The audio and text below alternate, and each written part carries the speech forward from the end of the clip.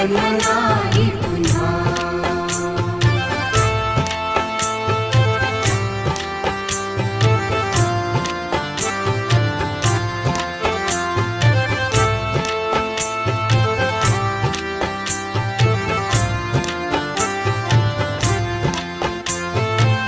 हा जन्म आहे सद्गुरु कृपेचा, हा जन्म आहे सद्गुरु कृपेचा, हा जन्म आहे सद्गुरु कृपेचा। हरि ओम स्वामी समर्थ म्हणा,